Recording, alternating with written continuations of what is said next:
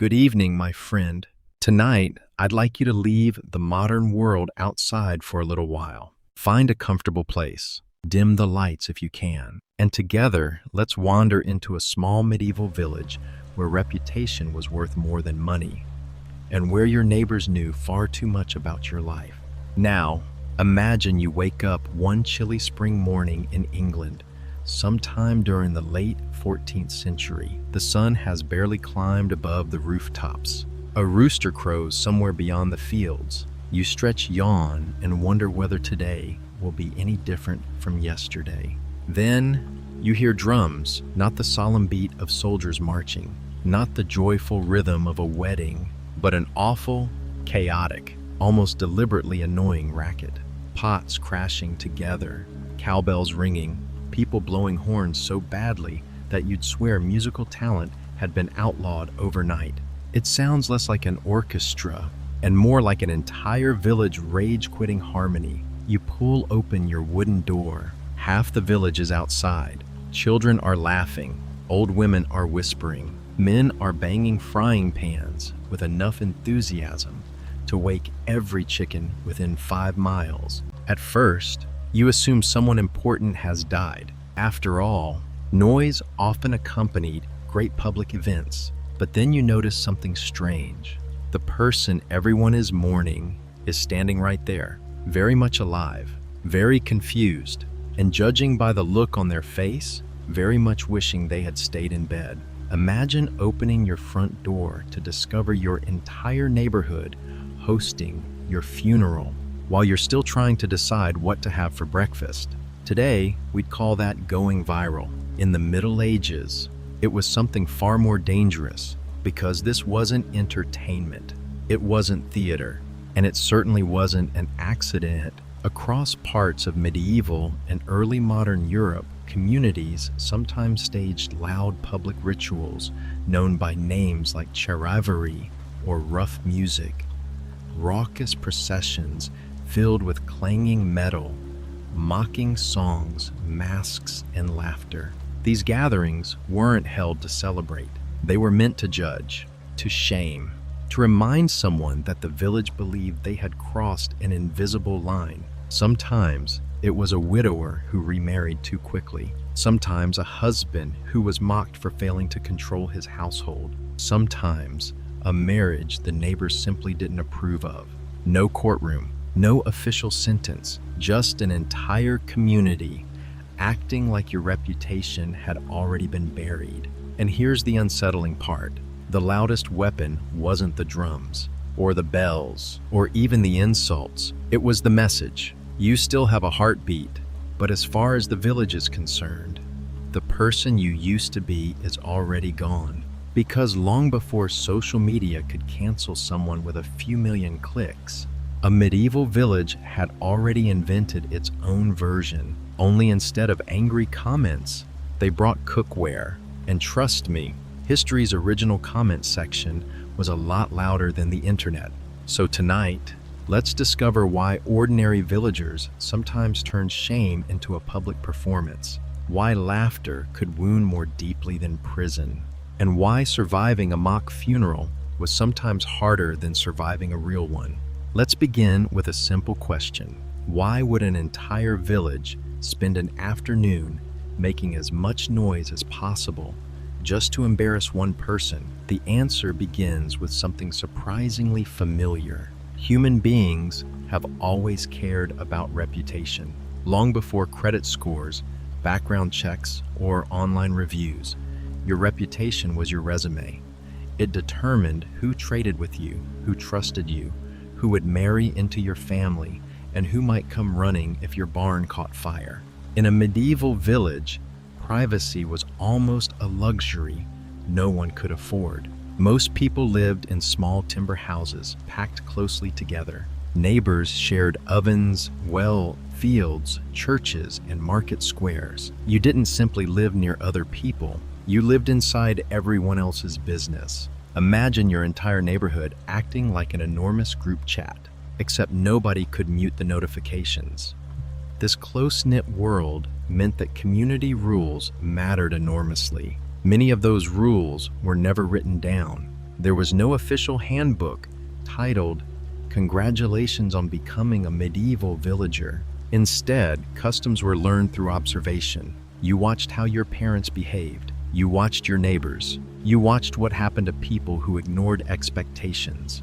That last lesson tended to be the most memorable. I said, one of the strangest ways communities enforced those expectations was through a custom historians call charivari, known in different regions by names such as rough music, skimmington ride, or riding the stang. Although the details varied across France, England, Germany, and other parts of Europe, the central idea remained remarkably similar. When villagers believed someone had violated important social norms, they sometimes organized a loud public demonstration outside that person's home. This wasn't an official punishment ordered by the king or the church. It was the village speaking with one noisy voice. Picture the scene. The sun has already begun to set. A crowd gathers at the edge of the village. Someone carries a battered kettle. Another drags an old wagon wheel. Children wave sticks like tiny conductors leading history's least talented orchestra. Someone arrives with a cowbell. Another proudly presents two dented frying pans. Apparently, medieval people discovered that cookware could serve two purposes, making dinner and destroying someone's peace of mind. Then the procession begins.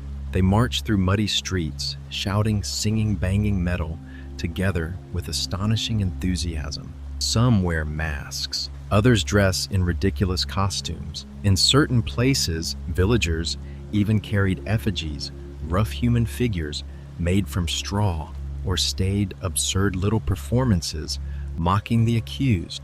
The goal wasn't subtlety. It was impossible to ignore. If you were inside your house pretending not to hear, nice try. The entire village had essentially parked a medieval marching band outside your bedroom window. Who became the target? Surprisingly, not always criminals.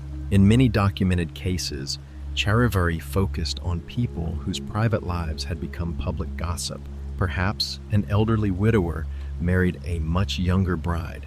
Perhaps a widow remarried sooner than her neighbors considered respectable. Perhaps a marriage seemed unequal, scandalous, or suspicious. In some communities, even a husband believed to be dominated by his wife could become the subject of public ridicule. Yes, imagine getting publicly roasted because your neighbors thought your wife had better negotiation skills than you. The Middle Ages had opinions, lots of them. To modern eyes, these reasons can seem trivial.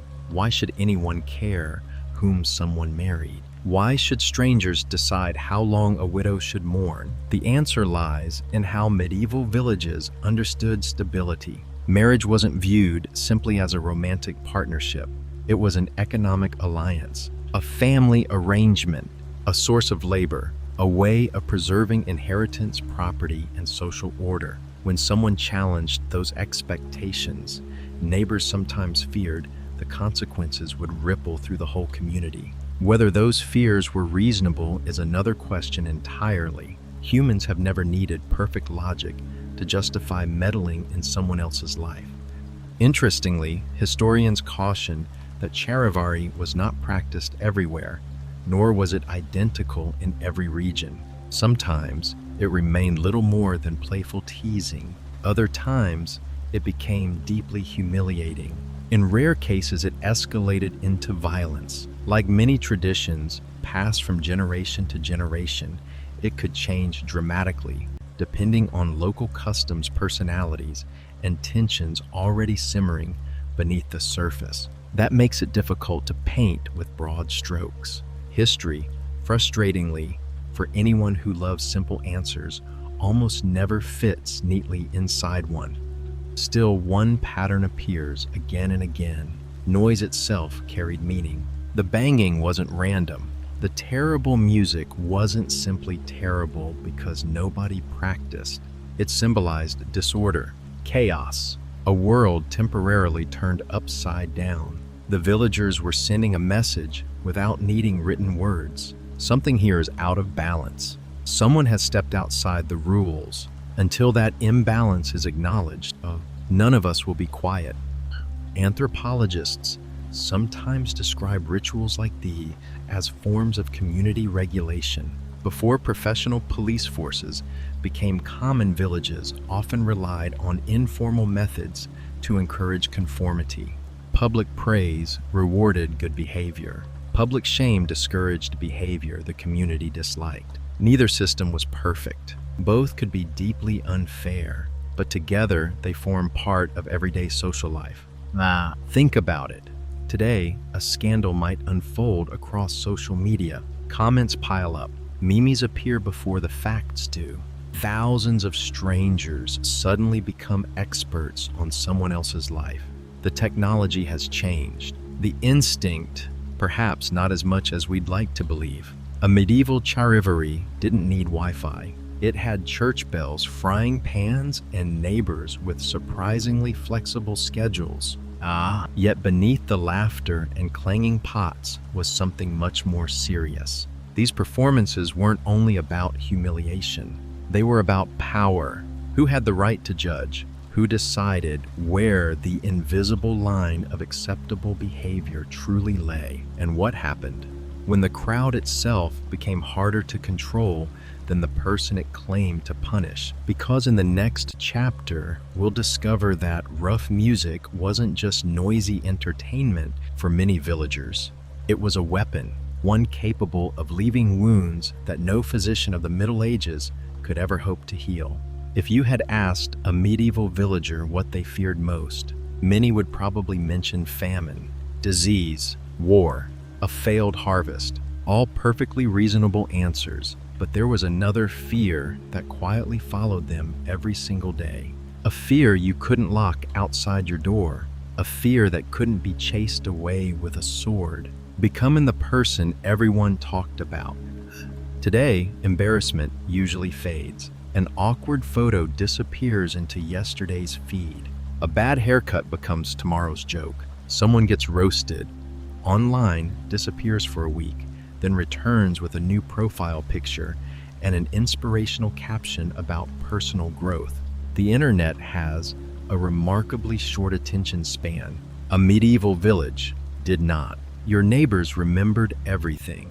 Who argued in church, who borrowed grain and never returned it, who drank too much at the harvest feast, who married too quickly, who married too slowly, who somehow manages to make every family gathering feel like the season finale of a very dramatic television series. There was no algorithm pushing fresh scandals. The village simply replayed the old ones. This was a world where honor wasn't just personal, it was communal. Your reputation reflected your family, your household, sometimes even your entire bloodline. A stain on one person could spread through generations. Imagine your great-grandchildren still hearing, "Ah, yes, your grandfather was the fellow who got serenaded with frying pans." Family reunions would never recover from that. That's why Charivari was so powerful. Its purpose wasn't to imprison you, or fine you, or physically remove you from society. Its purpose was something far more subtle, to make sure everyone knew that the community had judged your behavior. The punishment lived in memory, and memories have an inconvenient habit of refusing to pay rent before moving in permanently. Many historians describe charivari as a form of public negotiation rather than simple punishment. The crowd wasn't always demanding revenge. Sometimes they wanted an apology. Sometimes they wanted compensation. Sometimes they simply wanted the target to acknowledge that they had violated local expectations. It wasn't a courtroom. It was more like an extremely loud town meeting, hosted by people who believed percussion instruments were more persuasive than calm conversation. Imagine standing inside your house while dozens of neighbors gather outside. You recognize nearly every voice: the baker, the blacksmith, the woman who baptized your daughter, the old shepherd who always waved when you walked past his field. Now they're singing mocking songs about you. not because they suddenly hate you, but because they believe the community itself has been embarrassed. That realization may have hurt more than the noise. In some places, the ritual lasted only one evening. Elsewhere, it continued for several nights. The crowd returned again and again until the target responded. Can you imagine trying to sleep through that? Forget noisy upstairs neighbors. These people invented the medieval deluxe surround sound package. Of course, not every Charivari ended the same way. Some dissolved into laughter after a few hours. Others ended when gifts of food or drink were offered to the crowd. There are accounts from parts of France where newly married couples, particularly remarriages, quietly paid money or hosted refreshments to encourage the crowd to disperse. Not exactly a legal fine, more like paying an unofficial subscription fee to make your neighbors finally go home. The church's attitude toward these customs was complicated. Some local clergy tolerated them, others condemned them. Religious leaders often worried that Charivari encouraged disorder rather than justice. After all, a crowd convinced it was defending morality could easily begin enjoying humiliation a little too much. History repeatedly teaches us one uncomfortable lesson. People rarely need permission to become self-appointed judges. Secular authorities felt much the same. Kings, magistrates, and town officials periodically tried to suppress rough music because large nighttime gatherings could become unpredictable.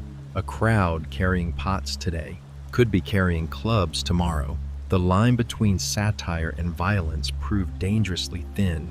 What began as noisy ridicule occasionally escalated into broken windows, property damage, assaults, even deaths in exceptional cases, not because the ritual demanded violence, but because crowds are emotional creatures. And emotional creatures don't always stop where tradition says they should. Modern psychology offers an interesting way to understand this. Researchers speak about social exclusion as one of humanity's deepest fears. Our brains evolved in small communities where belonging often meant survival. Being rejected wasn't merely embarrassing, it could be dangerous. Thousands of years later, our circumstances have changed. Our nervous systems, not so much. No wonder public humiliation still stings. Whether it's a medieval village square or a comment section beneath a viral video, the feeling isn't entirely different. Only the soundtrack has improved. Usually. Perhaps that's why Charivari fascinates historians today. It reveals something timeless. Communities don't only enforce laws, they enforce expectations. Some spoken, most unspoken. The invisible rules that everyone somehow knows until someone breaks one. Then suddenly, everyone becomes an expert. But here's where the story takes an unexpected turn. Not everyone accepted these rituals quietly. Some families hid indoors, others confronted the crowd. A few even fought back. And occasionally, the villagers discovered that publicly shaming one person could unite an entire household against them instead. Because the louder the rough music became, the more difficult it was to remember who was truly creating the disorder. Was it the couple inside the house or the hundreds of people outside, delighting in someone else's humiliation? That uncomfortable question would linger over Europe for centuries, and in some places, it never received a satisfying answer. Yet there was another layer to these strange performances. They weren't only about marriage, or gossip, or noisy neighbors with far too much free time. Sometimes, they became powerful political statements, weapons used not just against individuals, but against authority itself. And when that happened, the clanging pots outside one humble cottage could echo far beyond the village. Because in our next chapter, we'll discover how rough music transformed from local ridicule into something capable of challenging power, exposing injustice, and blurring the line between popular justice and dangerous mob rule. By now, you might be wondering something rather obvious. If these noisy processions could become so humiliating, why didn't someone simply stop them? Why didn't the local lord step in? Why didn't the priest tell everyone to go home? Why didn't someone stand in the middle of the road and say, "Ladies and gentlemen, perhaps smashing cookware outside a newlywed couple's house isn't the healthiest way to solve our disagreements"? The answer lies in one of history's oldest and most uncomfortable truths. People often trust a crowd long before they trust an institution. In much of medieval Europe, justice was not something that arrived instantly. Courts existed, lords held authority, church officials heard disputes, but legal systems could be slow, expensive, or physically distant. For many villagers, everyday conflicts never reached a courtroom. Instead, communities developed their own unofficial ways of expressing approval or disapproval. Charivari was one of those ways. It wasn't law, but it often carried the emotional weight of one. Imagine living in a village of perhaps 200 people. You have known nearly every face since childhood. You know whose sheep wander into other fields, who always pays their debts, who secretly waters their ale, who cannot keep a secret longer than 5 minutes. Trust isn't built through paperwork. It's built through years of shared experience. When that community reaches a collective judgment, disagreeing with it becomes incredibly difficult. It's like arguing with the entire internet, except the internet also knows where you live. Wow. This is why historians often describe charivari as a ritual of collective authority. No single person controlled it. No official announced the beginning. No judge declared the verdict. The crowd itself became the judge, the jury, and occasionally the executioner of someone's reputation. Power once scattered among dozens of ordinary villagers became strangely convincing, not because it was legal, but because it was shared. That shared power could feel reassuring.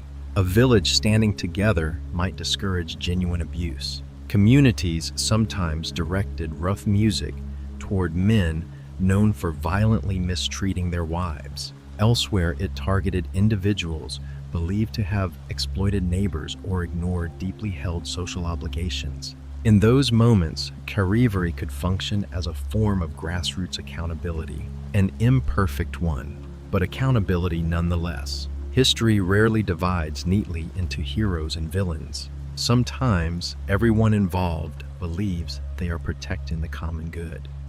Of course, history also has a remarkable talent for showing how noble intentions can quietly drift into something darker. Once a crowd discovers that it enjoys judging others, it rarely stops with only the obvious cases.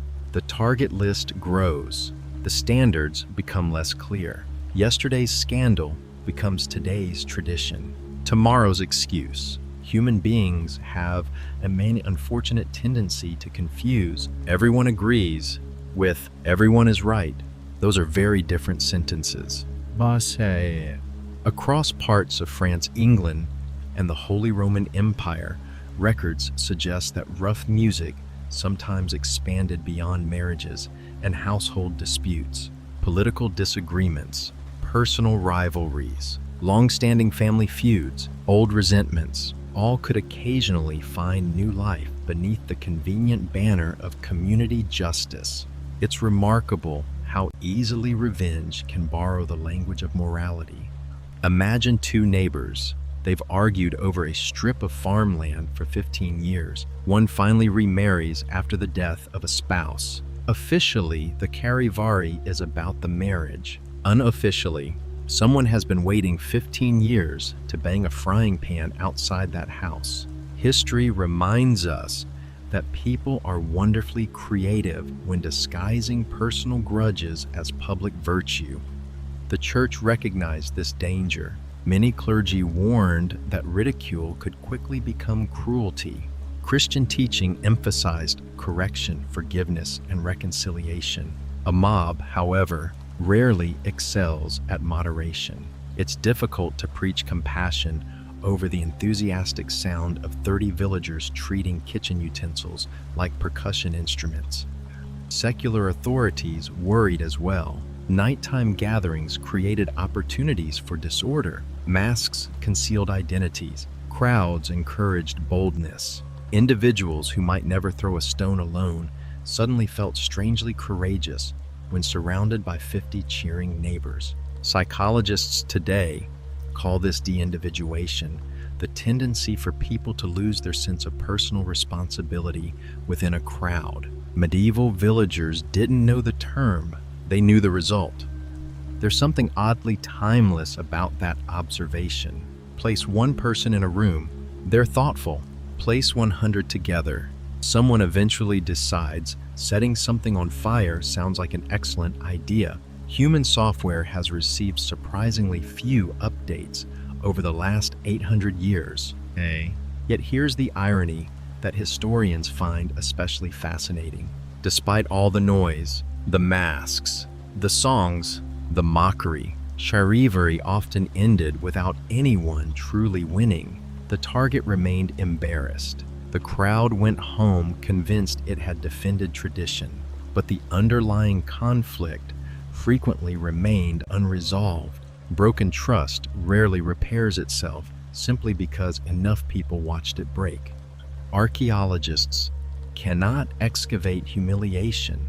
It leaves no pottery fragments, no foundations, no coins. Historians reconstruct these rituals through scattered court records, church complaints, local ordinances, personal letters, and occasional illustrations. Each source offers only a glimpse, like hearing one side of a conversation that ended 600 years ago. That uncertainty matters. It reminds us that history isn't a perfectly preserved stage play. It's a puzzle assembled from surviving pieces, some beautiful, some frustratingly incomplete. And perhaps that's why these strange processions continue to fascinate us. Not because they're bizarre, although they certainly were. Not because villagers loved making noise, though they clearly did. They matter because they expose a question every society eventually faces. Who gets to decide what is acceptable? The law, religion, tradition, public opinion, or the loudest voices in the street? That's not merely a medieval question. It's one we continue asking. Only now the streets are often digital, and the frying pans have become keyboards. By the 17th and 18th centuries, many governments increasingly viewed rough music as a threat to public order. Urbanization slowly weakened the tight-knit village culture that had sustained such customs. Professional legal institutions expanded. Police forces gradually emerged. Communities changed. The old rituals began to fade. The noise grew quieter, but the instinct behind them never completely disappeared. Because whenever people believe official justice has failed, someone eventually reaches for the nearest metaphorical frying pan. Yet, before we conclude that medieval villagers were uniquely cruel, there's one remarkable story we need to tell. A story about one ordinary man whose public humiliation became something entirely unexpected. Someone who began as the object of laughter, only to discover that dignity sometimes survives even when reputation does not. His journey reveals that courage isn't always found on battlefields. Sometimes it begins with simply refusing to let a crowd define who you are. And that brings us to the most personal chapter of our journey. So far, we've talked about crowds, traditions, noise, ideas. But history becomes much easier to understand when we shrink it down to one person, one ordinary life, one ordinary mistake, one ordinary village. Because behind every charivari, there was always someone standing behind a closed door, listening. Meet Thomas Millington, not a famous king, not a knight, not a saint whose name fills history books, just an ordinary English villager whose story echoes through scattered local records, connected with the tradition known as the Skimmington Ride, one English form of rough music practiced mainly during the 16th and 17th centuries. Like many people from his world, Thomas never expected history to remember him. Ironically, that may be exactly why it did. We know surprisingly little about Thomas as a person. History rarely preserves the private thoughts of ordinary villagers. Kings leave castles, merchants leave contracts, priests leave sermons, peasants usually leave silence. What survives instead are legal records, local accounts, and references to disturbances that briefly pulled everyday people into history's spotlight. It's a reminder that sometimes we meet the past only because something went terribly wrong. Imagine Thomas's life. He rises before sunrise, feeds animals, repairs fences, prays, works until sunset, sleeps, repeats. His world stretches only a few miles beyond his village. Yet within those few miles, every opinion matters, every whisper matters, every glance matters. You couldn't reinvent yourself by moving to another city, because for many villagers, there wasn't another city. There was only home. Then something changes. Accounts differ, as they often do in local folklore and fragmented records, but Thomas becomes associated with a household that has become the subject of village gossip. Perhaps neighbors believe he has failed to maintain authority within his marriage. Perhaps family arguments have spilled into public view. Perhaps long-standing resentments simply found a convenient excuse. History refuses to hand us a neat answer. Real life seldom does. One evening, the sounds begin. At first, they are distant. Metal striking metal, a horn blaring off-key, someone shouting, children laughing, dogs barking in reply.